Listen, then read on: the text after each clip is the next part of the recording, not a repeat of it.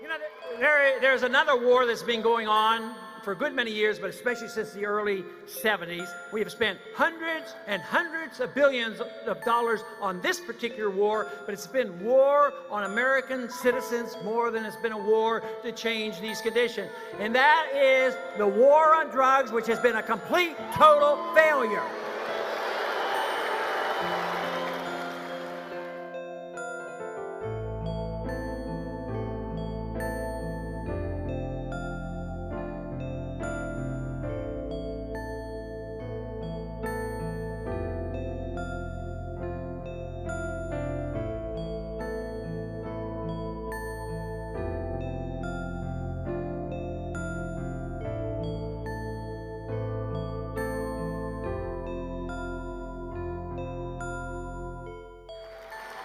But the drug war has caused us to do so many foolish things. Not only it's a violation of freedom of choice and taking your own risks, it violates the concept of states' rights and state legislation, but it also has done something rather weird in many ways.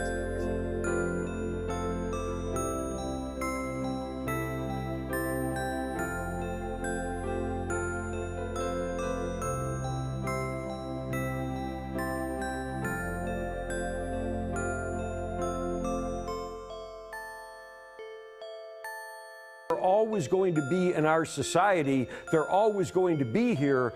Which group of people do you want to run the marketplace? Do you want it run by gangsters, thugs, and terrorists who have 13-year-old children selling drugs on street corners? Or do you think that maybe a licensed, regulated marketplace where we can set age limits and distribution points and control purity of drugs is a better system? Call me crazy.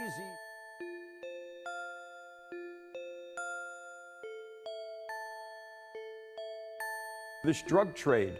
Plus, we've destroyed more lives than the drugs have by incarcerating people and hanging felony convictions on them and denying them college educations, denying them jobs.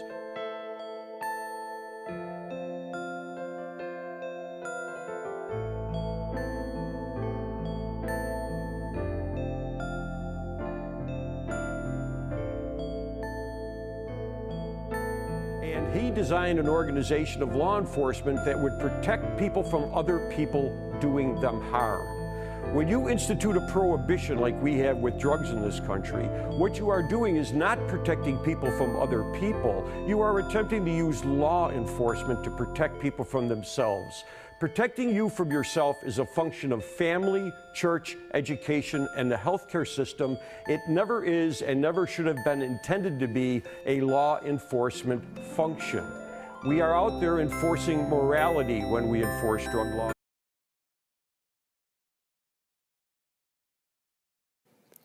Here are a few facts on the war on drugs that date back to about 2015.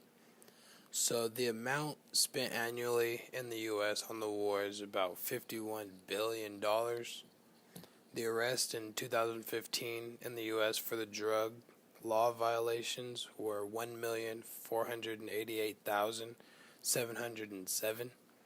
And out of these arrests, 1,249,025 of them were for possession. Some facts on marijuana. The number of people arrested for marijuana in 2015 were 643,121. And out of those people, 574,641 of them were arrested for possession only, which is 89%. More facts are 8 states have legalized adult age 21 and older personal use of marijuana and legally regulate the production, distribution, and sale of marijuana. Alaska, California, Colorado, Maine, Massachusetts, Nevada, Oregon, and Washington State. The District of Columbia legalized personal possession and cultivation of marijuana by adults aged 21 and older. Number of states that allow medical use of marijuana are 29 plus the District of Columbia. And the number of states that decriminalized or removed the threat of jail time for simple possession of small amounts of marijuana are 22 states. Methamphetamine is a white crystalline drug that people take by snorting it, smoking it, or injecting it with a needle. Some even take it orally, but all develop a strong desire to continue using it because the drug creates a false sense of happiness and well-being, a rush of confidence, hyperactiveness, and energy. One also experiences decreased appetite. These drug effects generally last 6 to 8 hours, but can last up to 24 hours. The first experience might involve some pleasure, but from the start, methamphetamine begins to destroy the user's life. Methamphetamine is an illegal drug in the same class as cocaine and other powerful street drugs. It has nicknames meth, crank, chalk, or speed being the most common. Crystal meth is used by individuals of all ages, but is most commonly used as a club drug, taken while partying in nightclubs or at rave parties. Its most common street names are ice or glass. It is a dangerous and potent chemical, and as with all drugs, a poison that first acts as a stimulant, but then begins to systematically destroy the body. Thus, it is associated with serious health conditions including memory loss, aggression, psychotic behavior, and potential heart and brain damage. Highly addictive, meth burns up the body's resources, creating a devastating dependence that can only be relieved by taking more of the drug. Crystal meth's effect is highly concentrated, and many users report getting hooked from the first time they use it. When taken, meth and crystal meth create a false sense of well-being and energy, and so a person will tend to push his body faster and further than it is meant to go. Thus, drug users can experience a severe crash or physical and mental breakdown after the effects of the drugs wear off. Because continued use of the drug decreases natural feelings of hunger, users can experience extreme weight loss. Negative effects can also include disturbed sleep patterns, hyperactivity, nausea, delusions of power, increased aggressiveness, and irritability. Other serious effects can include insomnia, confusion, hallucinations, anxiety, and paranoia. In some cases, use can cause convulsion that lead to death.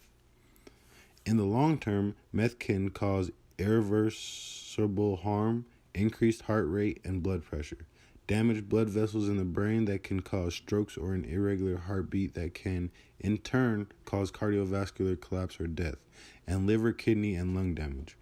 Users may suffer brain damage, including memory loss and an increasing inability to grasp abstract thoughts. Those who recover are usually subject to memory gaps and the United Nations Office on Drugs and Crime estimated the worldwide production of amphetamine-type stimulants, which includes methamphetamine, at nearly 500 metric tons a year, with 24.7 million abusers. The United States government reported in 2008 that approximately 13 million people over the age of 12 have used methamphetamine, and 529,000 of those are regular users.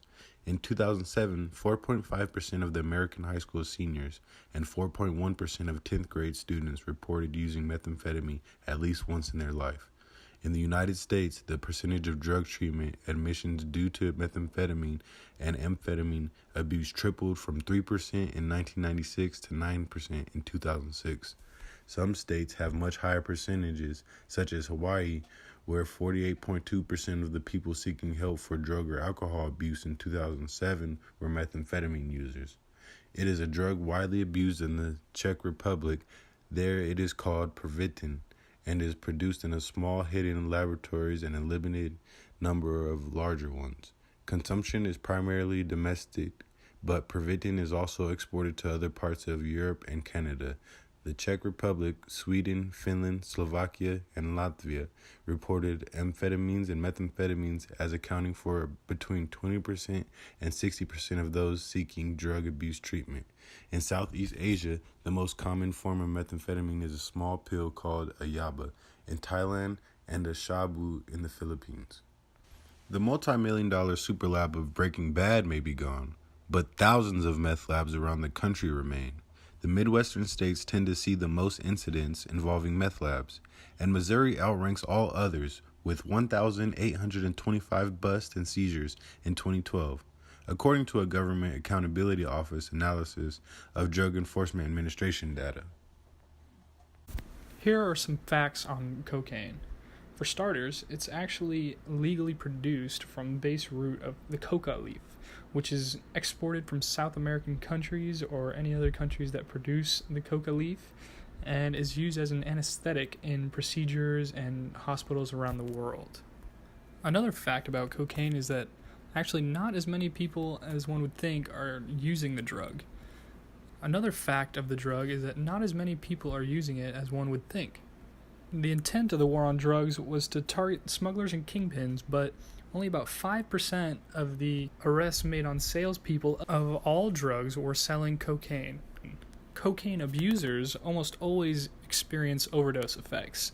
Some of these effects are severe anxiety, panic, agitation, and aggression, all the way to tremors and even seizures and delirium. While on cocaine, heart rate and blood pressure are increased tremendously, and even more serious side effects are schizophrenic-like symptoms and even seizures and hypothermia.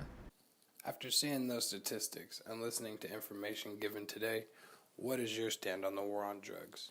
It doesn't have to be those 3 drugs we talked about. It could be any drug you know about in society today. What do you believe we should do? Do you believe we're just wasting our time, or do you feel like we need to crack down? Tell me what you think.